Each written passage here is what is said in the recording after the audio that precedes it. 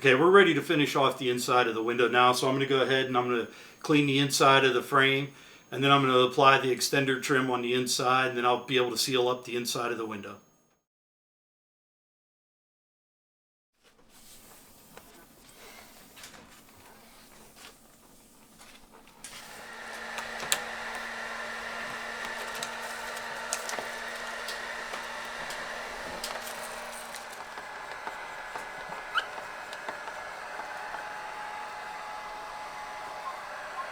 I'm ready to go ahead and seal up the inside. We've got the extender trim in place, so it's ready to go.